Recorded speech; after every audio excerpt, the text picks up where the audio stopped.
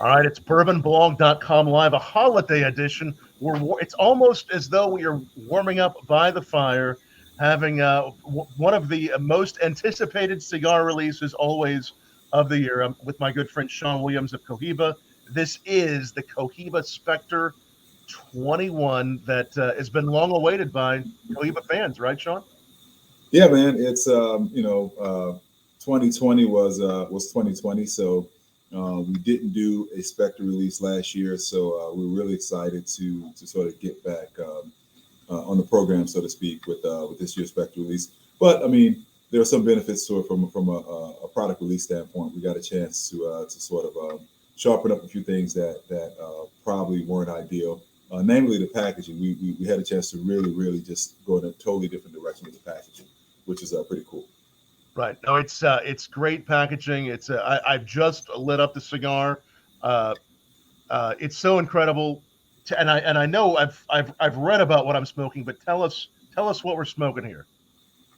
Well, as we mentioned, it's the Cohiba Spectre 2020 edition.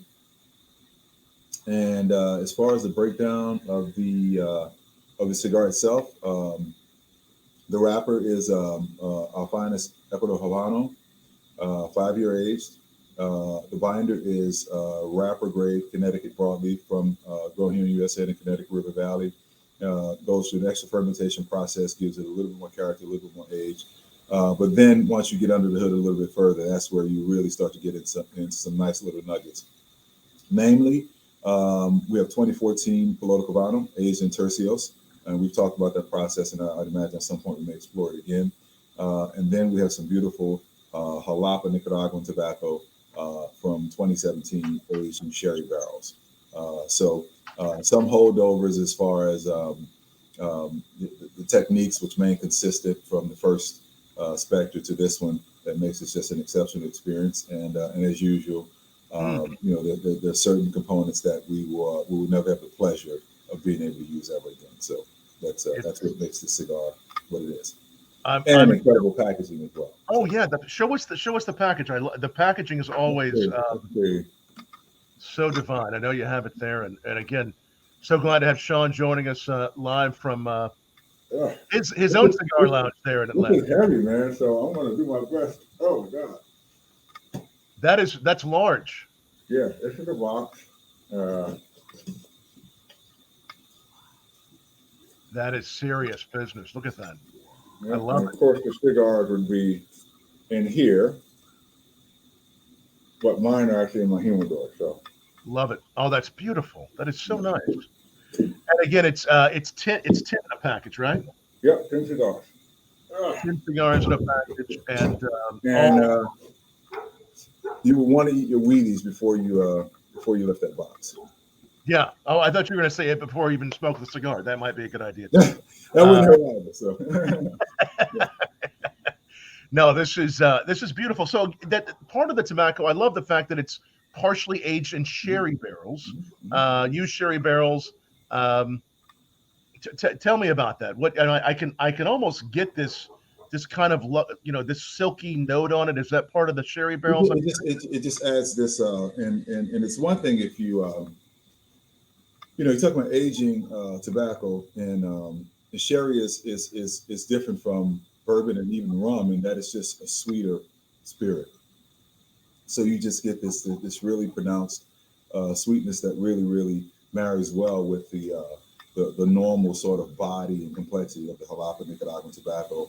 Once you buddy that up with the Piloto Cubano, which is aged in tercios, it just gives you a whole lot more character, a whole lot more nuance, and you get some nice change-ups throughout the cigar, but you just get this nice, pleasant consistency that carries you through the entire experience. So it's just something that sort of adds just a different profile that otherwise you really couldn't achieve, just under sort of normal production.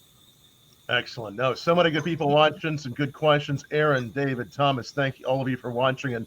And we also, here's the fun part. We always try to make sure along the same lines when Sean and I do one of these pairings live that we're drinking sort of the same thing. Tonight we're drinking the exact same thing, which is one of my favorite releases of the year. That is, yes, there it is. the Double Oak Peerless Bourbon, brand new. They've done these in the past, Sean, but they made this a permanent line extension of Peerless. And I will confess, I have yet to take a sip of this. It's okay. So, We can. It's like an unboxing instead. It's an I poured it out, but I mean, I've been bumping my gums and I haven't poured anything over my gums. So, salute, brother, salute. Dude, salute. It's so good to see you. Cheers. See how you like this. I think you're really going to. And tell us down below, everybody else watching, what you're sipping, what you're smoking, whatever you're. Maybe you're baking cookies. Whatever you're doing tonight, tell us. Wow. How do you like that, Sean? This is very bright, man. It's wow. So you see how dark that is? That's 2 different barrels. It goes in the first barrel in Peerless, wonderful bourbon, which they have the small batch bourbon too, which is delicious. I know you've had it. Yeah. And then it goes into a second new charred oak barrel, giving it that wonderful dark color. Beautiful, like the complexities that I think it tastes. Almost like 108 proof, man, and it's serious proof too. Yeah, I mean, you get sort of a hint of maple. Yes, that nice sweetness, that nice nectar. It's so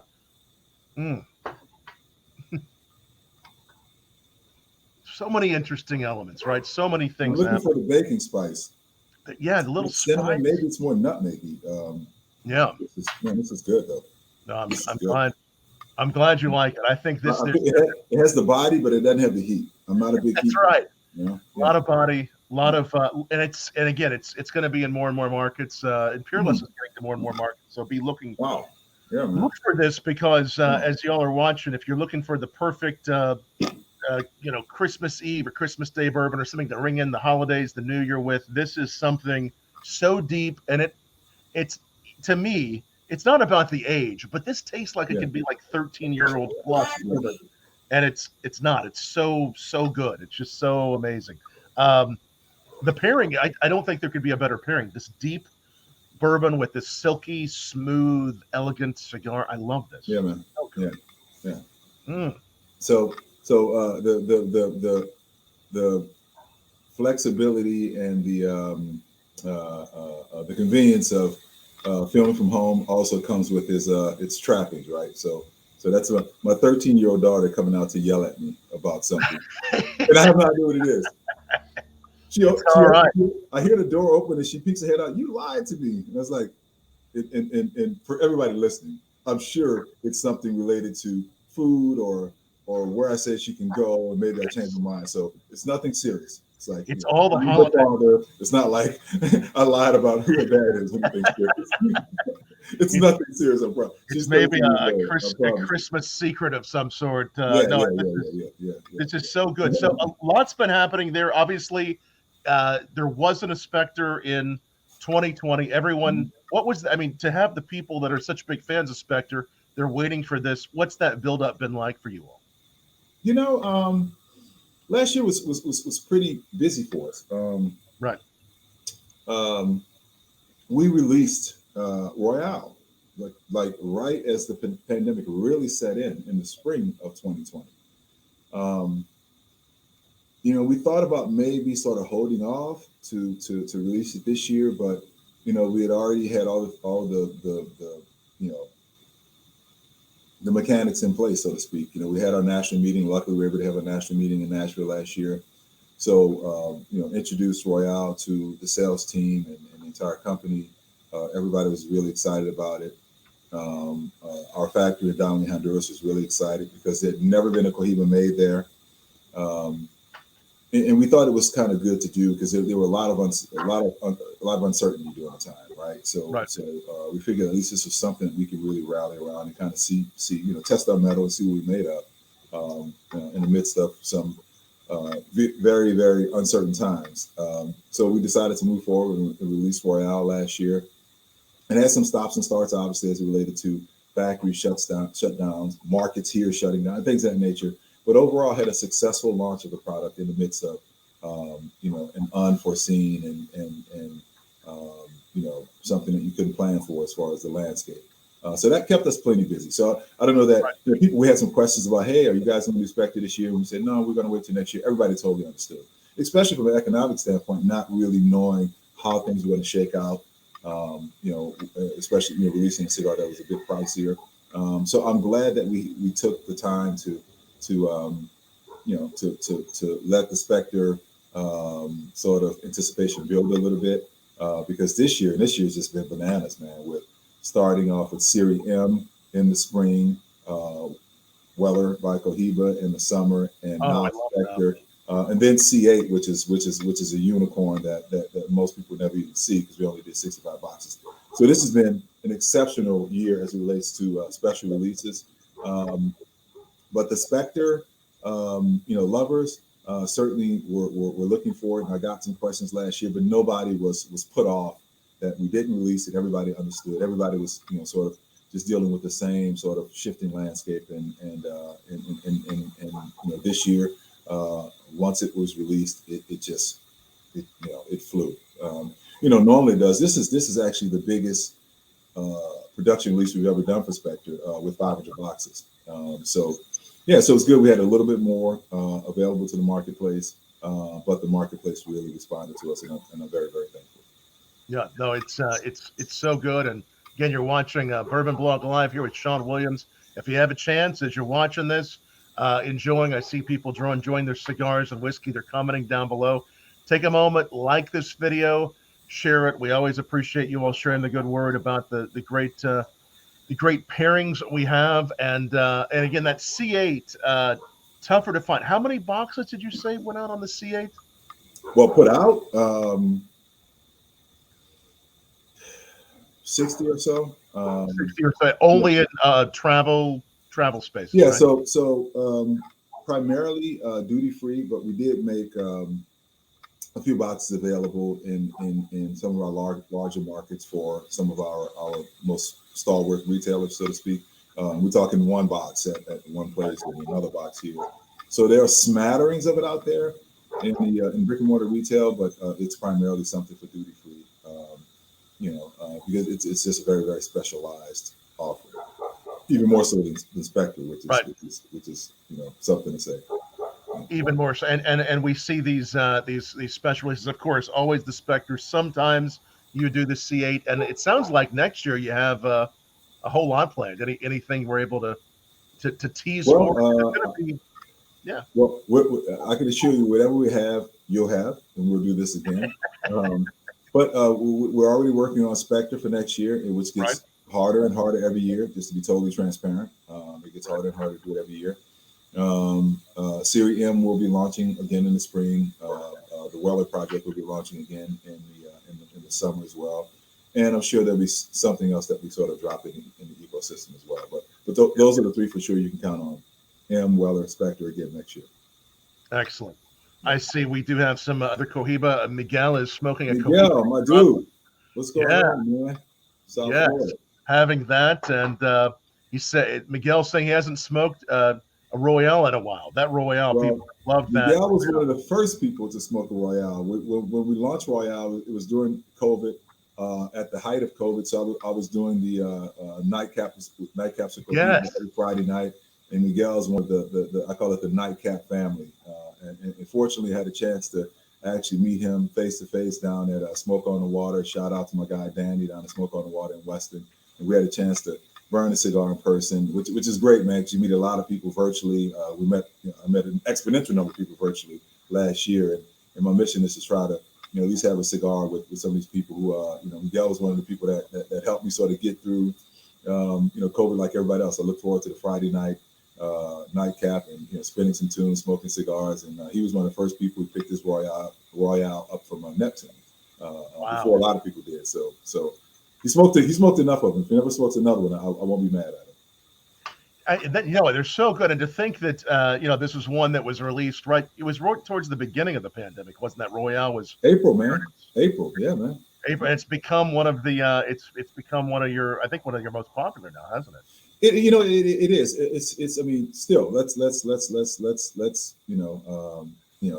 call a spade, man. And the Cohiba Red Dot, the Cameroon wrapper, that is still the vast majority of what we sell. That cigar just cranks and cranks and cranks. So that's the market favorite. It's not maybe not talked about as much, whatever, but we sell tons of that more than anything else. But as far as the new audience, that we've been able to sort of bring into the Cohiba family, so to speak. Royale has been, a linchpin in really attracting the different, because we haven't had that profile, right? We've used the Jalapa Nicaraguan wrapper. We used it at first on my Silencio, which is my signature cigar that we don't sell, it's event only. Then we use it on the 2018, 2019 Spectre. So we hadn't had a regular production cigar to have the Jalapa Nicaraguan wrapper, and you won't find regular production cigars that have that wrapper.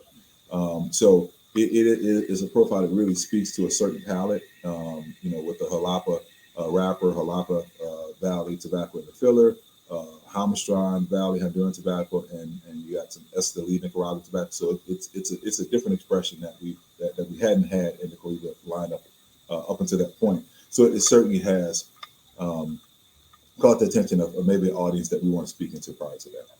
Right. No, it's such a special wrapper. It's such a special cigar, as these all are. And again, the more I'm getting into this cigar, it's more and more of that just beautiful earth, the spices, almost this butteriness to it. It's just so the smoothness on this stuff. So and I'm going to warn you, when you get to the back third, you're going to feel this cigar. It has a very, very unassuming strength to it. But it's a pleasant cigar the way through it. It's a silky smoke, very, very rich. The retrohale is just very, very round, very, very complex. But the cigar just has this core richness that never kind of goes away, even as you get different change ups in the cigar with different notes. It just smokes. It smokes different, man. It just does. It really does. It evolves. It's just something that it's approachable, but yet complex. I love the fact that it's just so easy, but it's something. It doesn't remind me of anything else I've quite had before. That's the point. That's not easy to do, but that's what you try to do, right? I mean, it's hard though, because it's there's not an infinite array of tobacco out there. We're fortunate to have some special stuff, but I mean, ultimately, we're fighting for the same plants, man. You know what I'm saying? Absolutely. And the name Spectre, I mean, of course, I think people have asked before, as we've been talking, does it have anything to do with the James Bond reference? But I know there's a whole different story for the name. Yeah, no, that was purely coincidental, and I'm being earnest when I say that. Initially, the project sort of was something that was sort of in the ether within the Cohiba brand team before I came on board. And my first sort of series of meetings at the office in Richmond with our previous senior brand guy Andres. He had this idea to do this. He said, "I want to do this cigar, something special.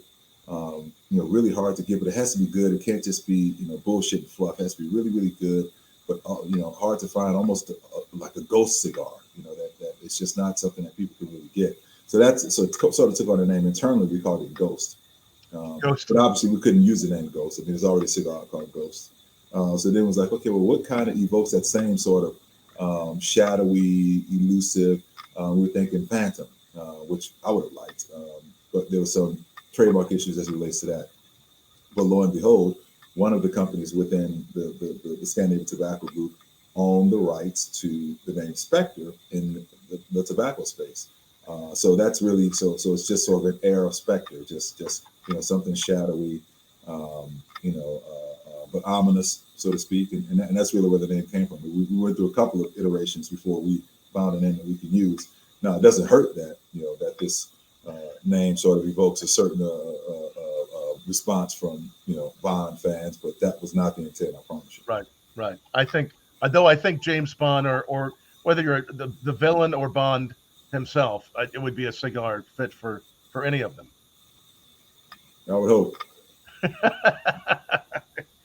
Absolutely. Hey, any questions for Sean Williams? Definitely ask them about the Cohiba line or just about cigars in general. Sounds like you have just so much coming in 2022 with more Spectres, a whole new.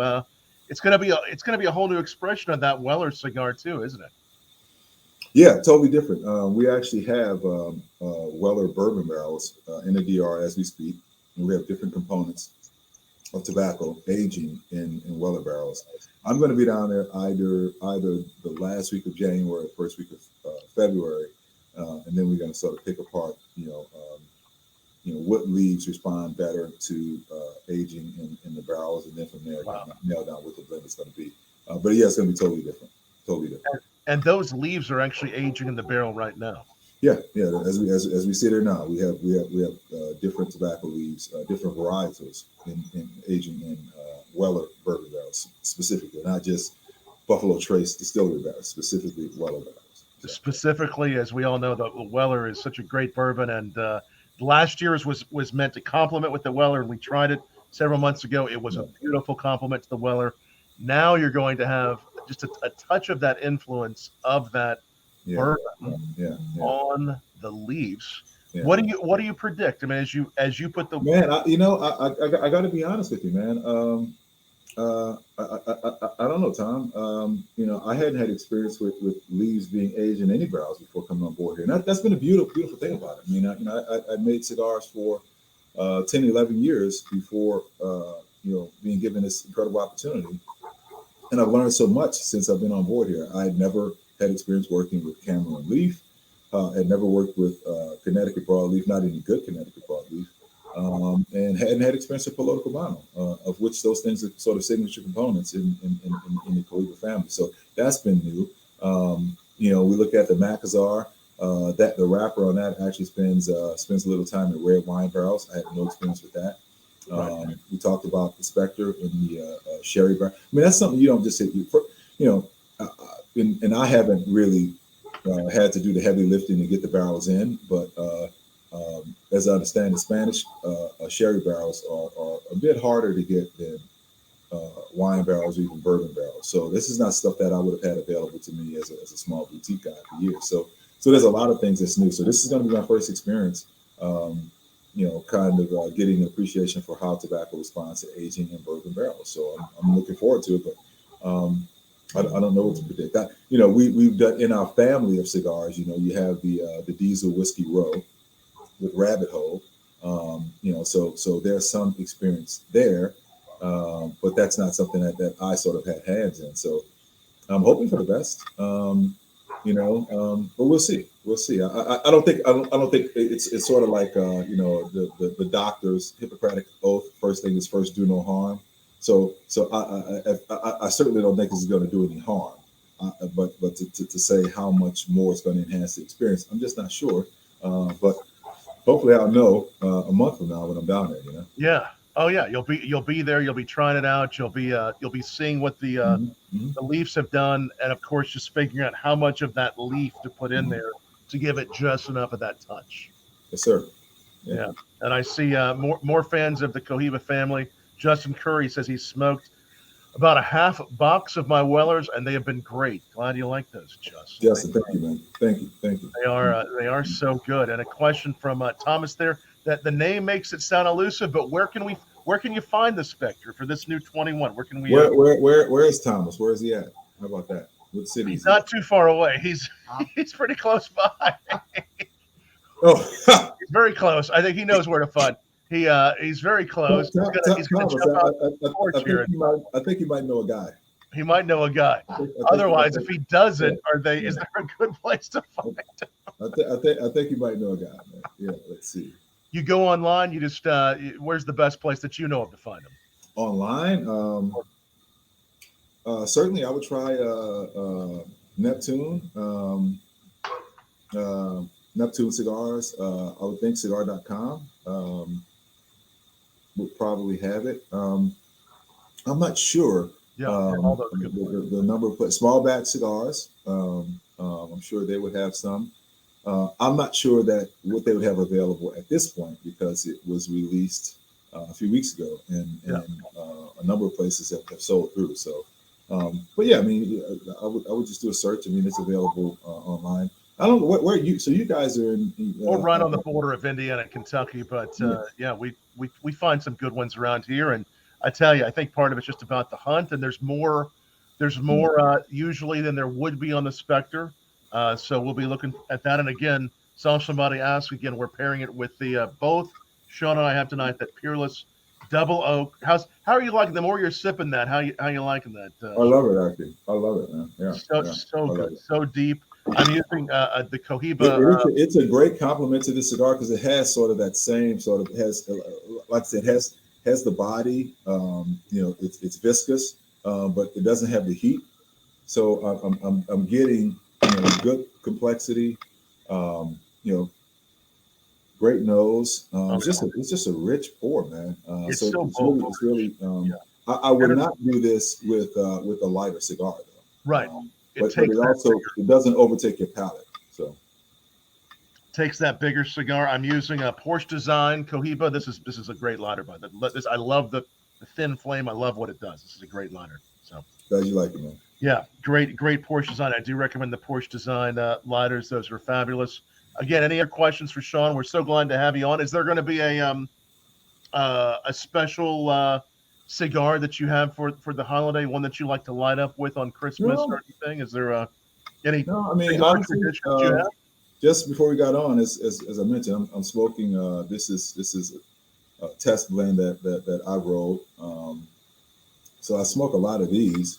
Working on getting out front.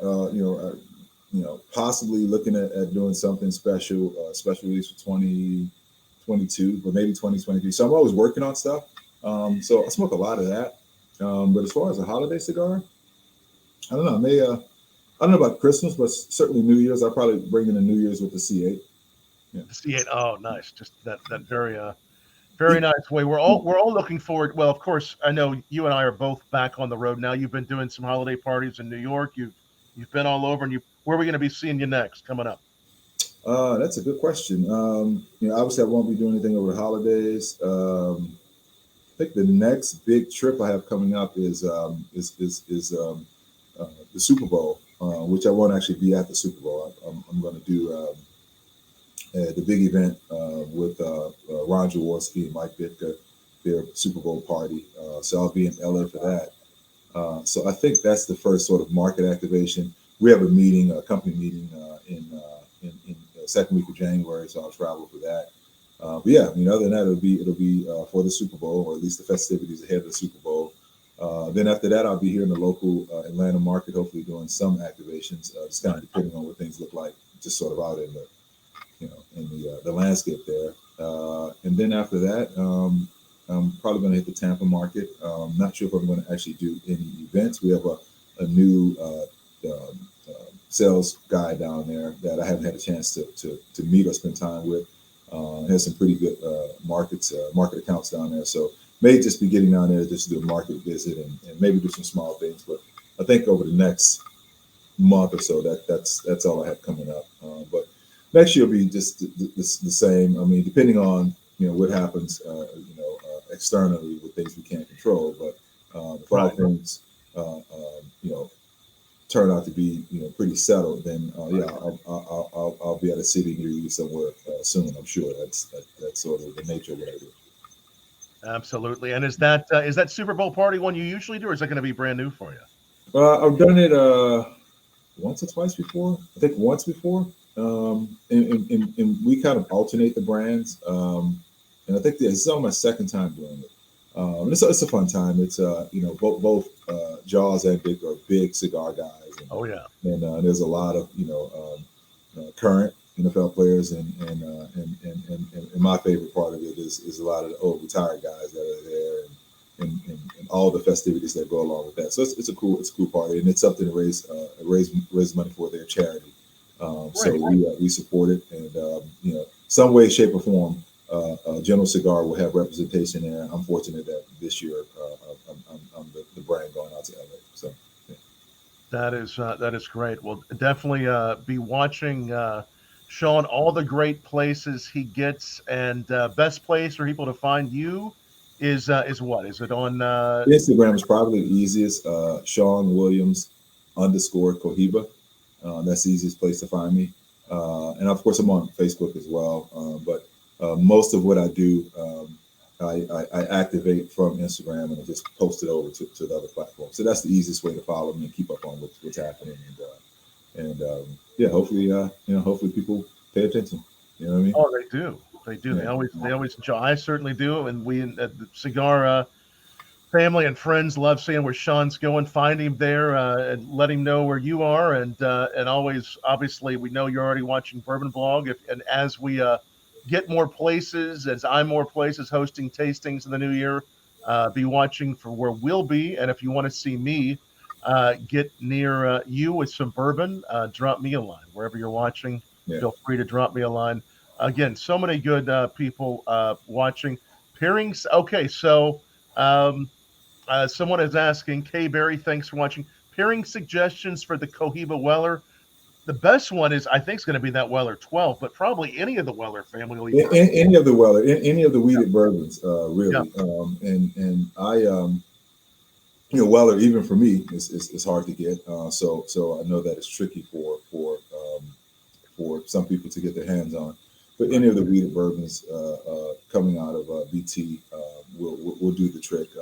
We sort of and honestly, it wasn't a situation where it said, "Hey, we want this to go specifically with Weller 12," but in my mind, just looking at the imagery as far as once we did the design of the packaging, the black with the rich gold, that sort of just to me led me to Weller 12 here. Of which I've had the fortune of having it here. I sipped it really, really slow and really, really sparingly, but I probably had that cigar more probably with the Special Reserve because it's just something that's more readily available. Right. And it drinks great with it. Yeah, no, it's all of those tastes. It's that nice, that wheated. It's that nice old warehouse note they have with that wheat. Pairs so beautiful with those. It has boldness too, but it has just that right way of pairing perfectly with that Weller. Yeah. Yes. Yeah.